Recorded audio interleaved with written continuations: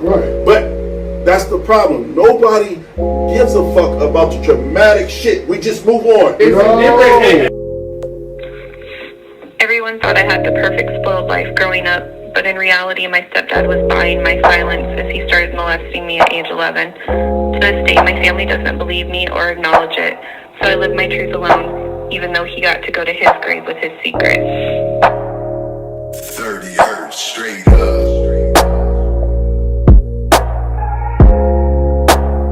Dad, he came over very drunk one night, and I would rather have him come over than drive drunk and my kids not have a dad around. The way it happened was not okay. I was basically raped, and I took it in order to basically save my children because I did not trust him around. That's kind of how that happened.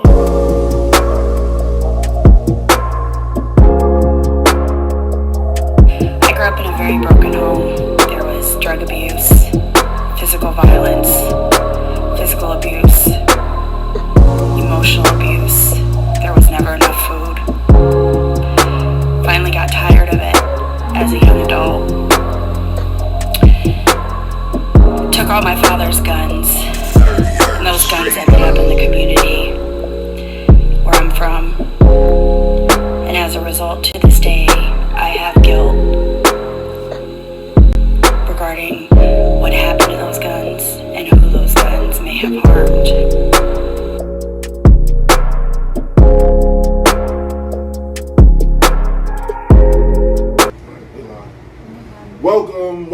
Welcome. This is the Smartest Dumb People, and I am the host, Anthony That Dude Johnson. This is Therapy Thursday. We got a special guest in the building. She goes by the name of Lauren. So, before we start, I'm going to break down what Therapy Thursday is supposed to be. This is a new segment we're trying. I realized that a lot of people don't have people to talk to, not even myself. So, my outlet was always this platform, and I realized I get on this platform and I get very emotional. Y'all gotta excuse me, I got a chipped tooth, and it's like cutting the back of my tongue, so it's kind of hard for me to speak right now, and it just happened to be ironic that the day before the show. So basically, I brought Lauren on. We're gonna call this show Abandonment Issues, and I'm explaining to you why. Me and Lauren have been friends for about 12 years. We keep in touch from time to time. We catch up, we see how each other doing, and we got two different stories. We come from two different spectrums, two different races, two different families, all of that above. But what we do have in common is we have abandonment issues. Like I said, y'all gotta excuse me because my tongue hurts so bad. I'm trying not to spit because it's hard to swallow. So basically, we both have, I didn't realize it until later on of me and her friendship, but I realized, like, damn, she is me. She's never ever, even when I cussed Lauren out and got in arguments with her, she's always been cool, right? And that takes a big person. So what happened was, I realized she's never turned her back on me as far as him being my friend. And I was like, I think she's like me in a lot more ways than I know. I suffer abandonment issues. If anybody ever watched the show, I suffer abandonment issues. So what we're going to do is, there's a book, and that, shout out to Miss Christina Nash. She's supposed to be on the show, but her mom had emergency heart surgery, and that's why she's not here. She's the author of this book. It's called Breaking Generational Curses.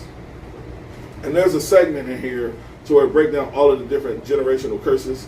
Lauren will discuss it, but I'll read them through real quick. It says, one is poverty, family stability, mental illness, sinful patterns, divorce, hereditary, molestation, verbal, physical abuse, masturbation, emotional neglect, and resentment. And where that fall in line with us being the same, I can honestly say we are very resentful people. And I want them to. I want you to be able to tell your story. So, Lauren, tell your story about how you were adopted, and your real parents is in the same vicinity of you. Yeah, so I was adopted. My mom and father were both 17, and I was adopted to obviously what I call my mom and dad here. And they later on had my biological brother, who is only like a year and a half, 2 years different than me. And so that's where it all started. When I finally found out around the age of 8, my adoptive mother at 7 passed away, and so my dad raised me, which is my adoptive father. And so that's where it all began when I found out that I was adopted. And my aunt actually brought it a point to me that I was adopted, and this is how the story went. And so that's where I began to feel like I'm not worth it. I'm having issues as far as how I view myself. Like, why couldn't I get kept and he got kept? What was the difference between me and him on why I got adopted? It's funny that you say that, because I know a girl that she gave her child up for adoption, and then the second child she kept, and the third child she kept, and the fourth child she kept. So I would always tell her, like, have you ever thought about trying to rekindle a relationship or get a relationship with your child that you gave up for adoption? And you know what's funny is, at some point in time in you both of you guys' life, it would be dope for you to meet this kid. As he gets older, you have the same. This is what this show is about.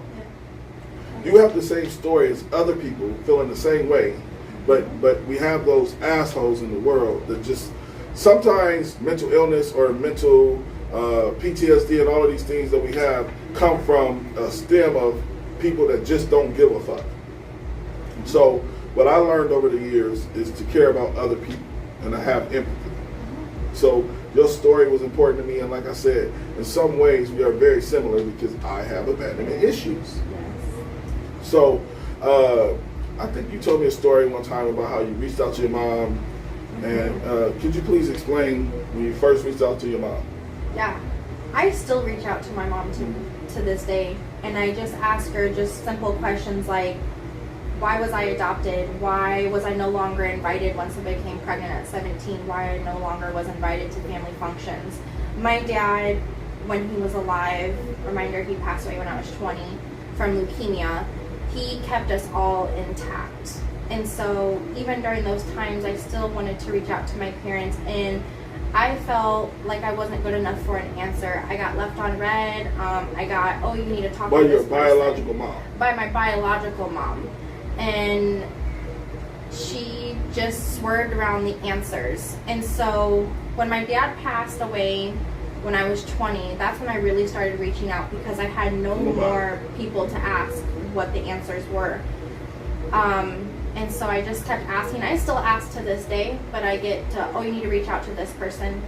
And so I still suffer from abandonment at 29, and it's unfortunate.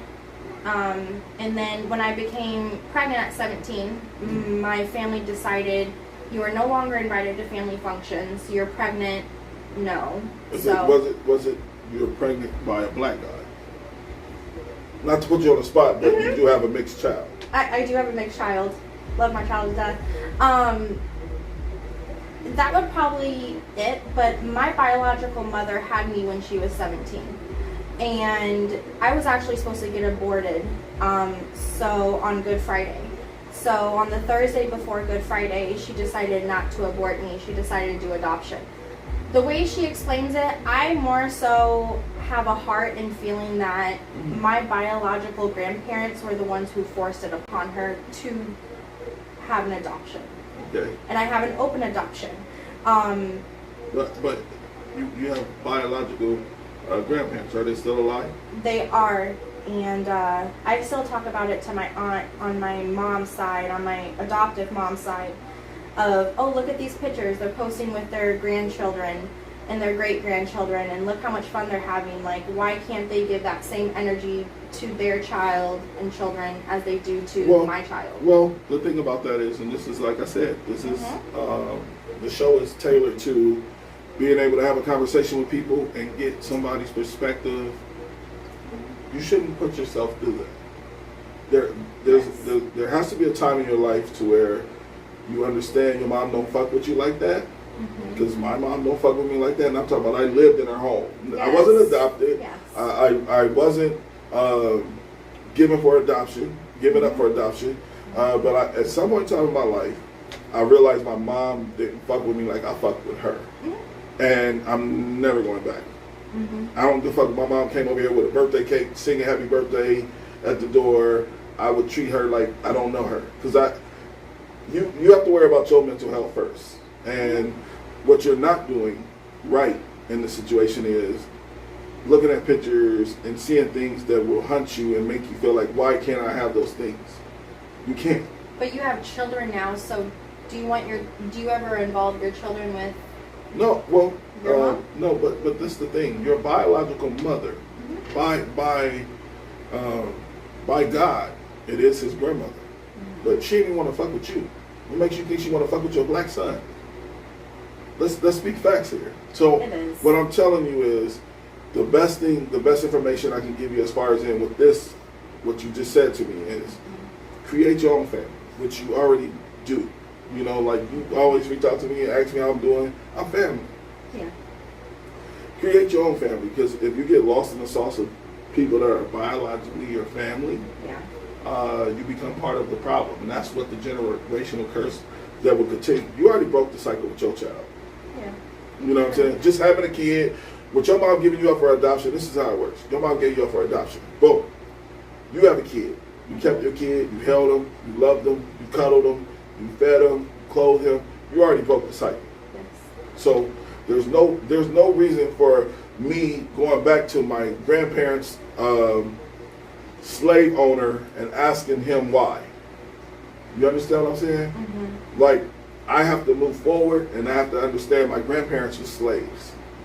Not literally. I'm talking figuratively. But I'm saying, like, you have to get to a point in your life to where what matters is, and this is a quote that I just heard recently on a movie, and I'm probably going to say it for the rest of my life now.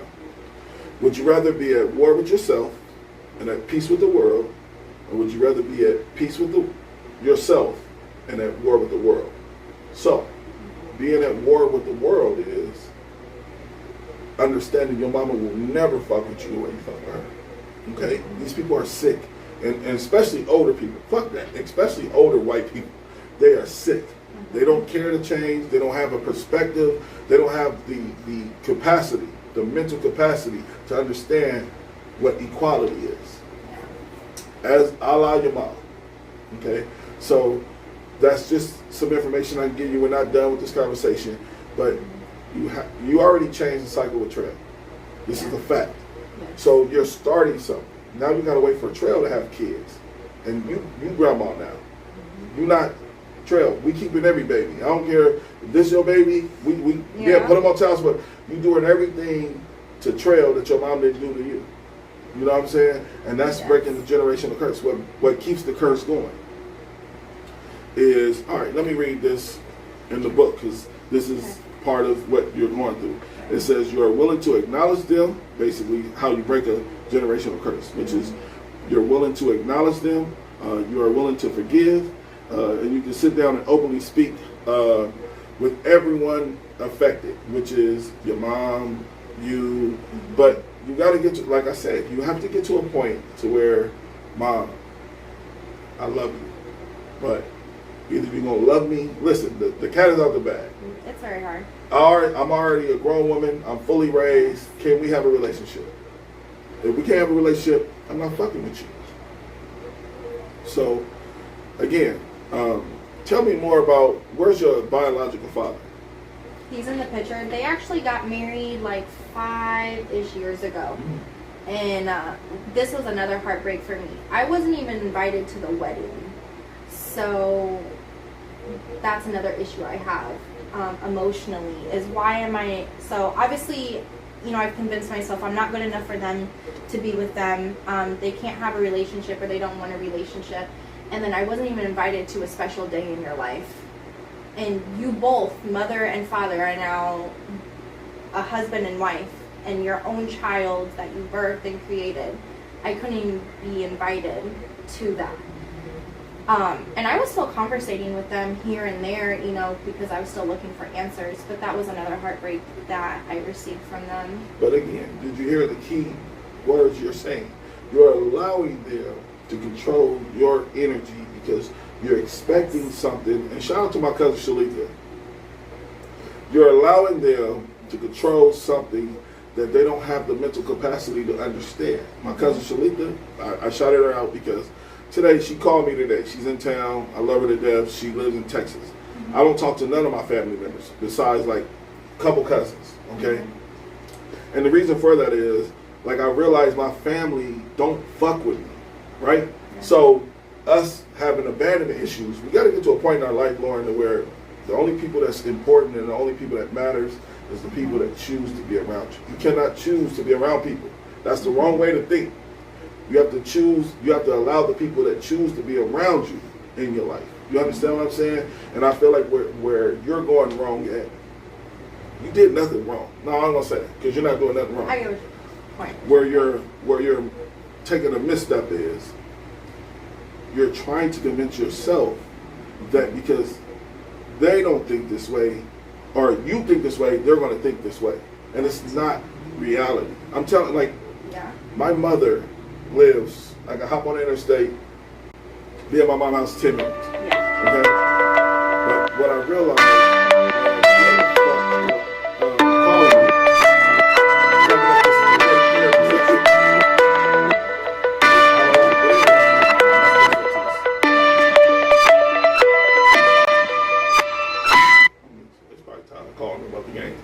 But anyway, but I'm trying to get you to understand. Stop hurting yourself. That's first key. Because I was the same way you were.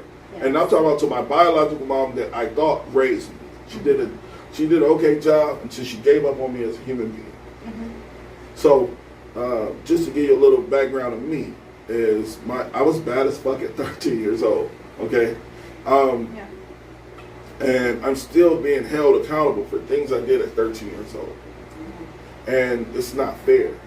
Like in the black homes, a lot of the people, they peg you with somebody and they just stick with it. Like you can't grow. Mm-hmm. You know what I'm saying? Like, hell, I can speak on you. When I met you, you was going to college and now you have your fucking license and other shit. You grew as a person from when I first met you. Yes. You know what I'm saying? And yes. You became a better mother, you became a better student, you became a better human being. Mm-hmm. I'm still being held accountable for things I did when I lived with my mom as a teenager.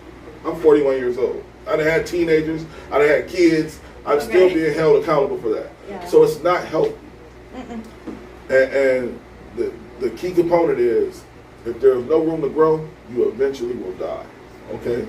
So if I buy a plant and the plant meets its maximum potential and there's no more sun, there's no more water. You know what I'm saying? Like, you got to feed it life in order for it to keep growing and become something. And I feel like, and like I said, I can only speak on my family. Mm-hmm. They didn't want me to grow, or they didn't expect me to grow. Okay, I have some fucked up people in my family. I am not one of them, and I am the most hated in my family, and I accept that. I just don't fuck with y'all. They don't have to. Nobody in my family, my mother's side, besides shots, I love you, eat it to death. I don't have to ever fuck with them again. They mean nothing. They're like strangers to me, you know? Because I gave you all the love I have to give, and that's what I'm trying to explain to you. You got to get to a point in your life to where if you give a motherfucker all the love you have to give, every inch in your soul and your body and your bones, and they turn around and hurt you, they're not for you. I never hurt a person I cared about, unless it was on the surface level. Surface. Right. I can imagine. Well, I can because I know, but most can't imagine their mother like, I don't fuck with you like that. So that's why I had a baby or a child so young, because I felt that it would fill that void that my mother didn't give me. But unfortunately, I have a child. I struggled when I was 17. And I suffered with, the mental health issues, and then now I'm still suffering from that abandonment. So it really didn't solve anything, unfortunately, but I'm still dealing with it. But I understand what you're saying. If I give them all the love, what love can I give someone else in that space or in that time? It's just something that I have to Well, you can't stop loving because you're a loving person. I am a loving person, but I'm saying I can stop myself from feeling the way that I feel against them and reaching out and giving them that energy where I don't receive it back. And then in return, once I don't reach out to them in return, I can receive that love that I want to give them and give that to someone else. You Make have sense? to, yeah, you have to transfer your energy to something else, basically. Yes. And I'm telling you, Lauren, you're an amazing woman. You're a great you. person, a great human being. And these people, there's some people in the world that just will never fuck with you the way you fuck with them. I learned the hard way with castmates and other things going on in my life. Okay, I will give you the shirt on my back, and you don't give a fuck if I got a shirt on my back. And again, these are lessons that we need to teach, and everybody watching this show, hopefully they understand this is coming from a great, let me see how long, I already been on for 20 minutes. This is coming from a great place, and your voice is important to somebody that's adopted, or somebody that feels alone, or somebody that struggles with depression, somebody, and we haven't even surfaced who you are as a person. Yeah. Yeah. You struggle with depression. A lot of things, yeah. But do you know what the depression is coming from? How I feel about myself. Well, where do you think that stemmed from? The abandonment, the Okay. mothering that Okay. I didn't receive, you know, adoption, and then the whole, my adopted mother passing away at 7. You know, I saw her fall, basically be dead right in front of me. So, yeah, I feel like it all stems from that, and then it just keeps adding and adding through life. But the main root of the issue is the adoption and how I view myself. But that depression, again, Yes. the whole point of me wearing this Just Do It sweater was to just do the show, right? Just do it. You are a beautiful human being. Like, I swear to you, me and you didn't cry together. Yeah. Okay? So I'm trying to Yeah. explain to you, like, you just have to understand, you gotta get to a level in your life, and you're not there yet. You're 30 years old. I'm 41. I'm an old head. I'm like, I don't even like people, so I don't even go outside at this point. But the best advice I can give you is have people in your life that wants to be in your life, not you want to be in their life. Because, you know, you can play this tug of war with your mom all day long. She's not going to break. And I feel like those type of people, your mom, I have to say it, is a piece of shit. Okay? Yeah, And I hate when somebody allows a piece of shit to live in their world and just life goes on. So what you got to do is eliminate yourself from their world. Be like, all right, bitch, you don't fuck with me, I don't fuck with you. And she got hurt. Sorry. Oh, she broke her leg. Sorry. You know what I'm saying? If you, mom, you got to get you a space in your life, and this is for your own peace, your own happiness. You got to cut motherfuckers off that don't love you correctly. And you're not being loved correctly by your mother. Correct. Never was. Never was. I would never call her again. I would block her number, not block her number. Yeah. Because you always got to give them a chance to come back in your life with some substance if they choose to. But what you can't do is keep giving her energy that's not reciprocated. Yes, so I think the final straw for me, because you know my mental health issues and stuff, the final straw for me is I told her exactly what was going on with everything as far as what I was doing, everything for my mental health. And all I received was 3 words. One It will be okay. It will be okay. So It'll it's a be generic okay. answer. Yeah. And what I was looking for was the love The motherly and the motherly, substance yes. behind I it. didn't receive it. So then I started to do it more and more often. So not only was it with the parenting stuff, it was with my mental health issues, and they combined to lead to what I was doing, you know, obviously to my body and stuff. So now it's just a, hey, happy birthday, and then that's all I get. So it peaked to where I really wanted answers, and then now it's like, okay, I realize I'm never going to get answers, but I'll still say, oh, happy birthday. So, But I don't want your happy birthday. My mom just had a birthday 2 weeks ago or a week ago. My son told me about, and normally I would feel bad. I don't feel bad. I don't know you, ma'am. I don't know you. yeah, I So, don't even know their middle name. Yeah. So Like, that's what I'm saying. Like, you gotta get to a Yeah. point in your life to we Jedi mind trick ourselves into thinking people really fuck with us, but they hate your fucking guts. You know what I'm saying? Yes. So I now give you the same energy you give me. Okay? And my cousin cried to me today and said, you know, my family nobody's talking to me. Well, that's the generational curse. I tried to break it. I was the one throwing barbecues and getting everybody together. And after the barbecue, motherfuckers are still talking about each other and doing weird shit. Yeah. I'm only one man. I can't do it by myself. If you're not going to walk this bridge with me, then it can crumble. I just don't care. So, like I said, and I always tell you this. I'm just telling you this now on camera. Worry about yourself, the little white girl. I'm going to put that in the editing. Worry about yourself. Okay. You need to start worrying about yourself, worrying about your mental health, and worrying about Trail. Because you're doing amazing for yourself. You're focused on yourself. Do not let these fucking people like such and such make you feel like less of a person to where you can't get out of bed anymore. Don't allow it, man. There's motherfuckers that kill themselves every day because they don't feel enough. You understand? And I'm sure you probably done tried to commit suicide a couple times. But you are enough, though.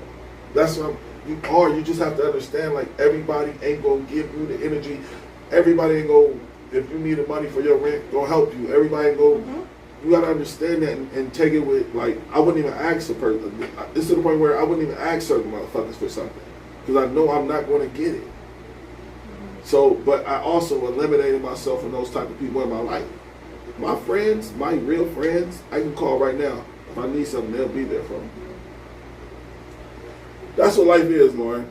I want you to get in, you know, because we have this thing where you become part of the smartest dumb people, and I think you're an amazing woman. You know how I feel about you. You're one of my good friends. Yes.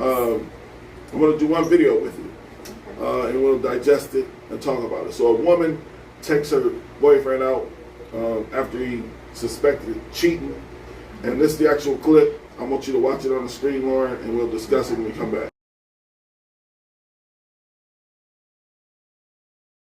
Out here in a pedalo. Woo! Let's go, baby. As you can see, it's first time, guys.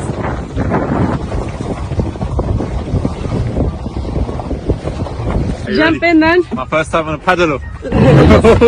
Go on. Ready? Go. Woo! Cheating ass. I'm gonna leave you behind. Bye. Where you going? Go call your side chick. We're done. Stay in your seat.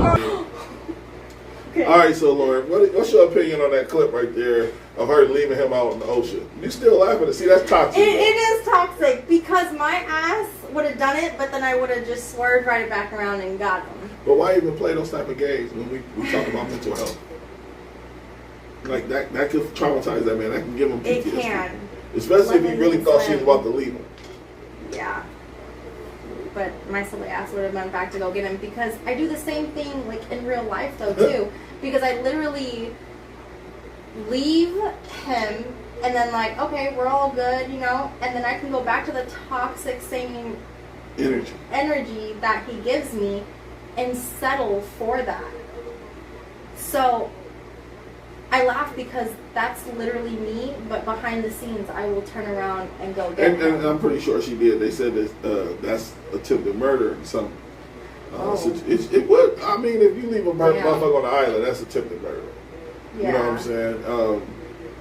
So, Lauren, before we get out of here, let me ask you one question out of this book before we go. Hold up. So, for the last quote of the Breaking Generational Curses, you're open to figuring out the root of the curse out. You feel like you got to figure it out? Yeah. That. But I don't blame them. I blame myself, which I really shouldn't. You're holding yourself accountable. I'm holding myself accountable for what they're doing, which is what I'm still working on. All right, so if you give somebody that is going through exactly what you're going through right now as far as them being adopted, knowing their real biological parents, what advice would you give that person to make sure that they don't go through what you went through? Self-love. Mm-hmm. That's big. I feel, because you know I suffer from self-love too. Still do. Yeah. Daily motivational speeches to yourself. I have post-it notes on my mirror saying I am enough, I will be okay, and just a whole bunch of motivational stuff that will convince me. You know, the first person you're supposed to say good morning to is yourself. You're supposed to wake up, walk in the mirror, and say good morning to yourself, and let you know yourself is just as important as anybody else that you're about to speak to out in the real world. Yeah. So look, Therapy Thursday. I didn't talk as much as I wanted to talk. We probably would have talked more, but I'm telling you, my tongue is killing me. My tooth is scratching the hell out of my tongue. That's all cut up. I don't know how I'm going to function for the next couple of days. I don't even know how we're going to do Freestyle Friday tomorrow. LaRon might have to talk more than I talk, and I talk a lot. Make sure y'all check out. We just linked up with Freeway Rick Ross. He's coming through April 29th. We're going to do an interview with him. Make sure y'all like and share. We'll be live tomorrow. The only way we don't go live pre-recorded is because if when we have therapy session, something that is said that shouldn't be said, we would edit out, which this show actually went smoothly because Lauren is a good friend of mine. Thank you, Lauren. I appreciate you for coming through. This is the Smartest Dumb People. Anthony That Dude Johnson. Lauren, y'all have a great night. Right. But that's the problem. Nobody gives a fuck about the dramatic shit. We just move on. Everyone thought I had the perfect spoiled life growing up, but in reality, my stepdad was buying my silence as he started molesting me at age 11. To this day, my family doesn't believe me or acknowledge it, so I live my truth alone, even though he got to go to his grave with his secrets. 30 hertz straight up.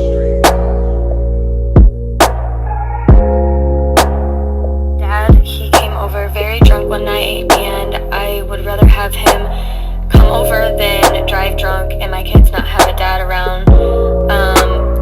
The way it happened was not okay. I was basically raped, and I took it in order to basically save my children because I did not trust him around. That's kind of how that happened.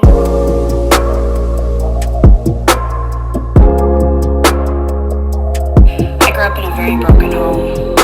Drug abuse, physical violence, physical abuse, emotional abuse. There was never enough food. Finally got tired of it as a young adult. Took all my father's guns, and those guns ended up in the community where I'm from. And as a result, to this day, I have guilt regarding what happened to those guns and who those guns may have harmed.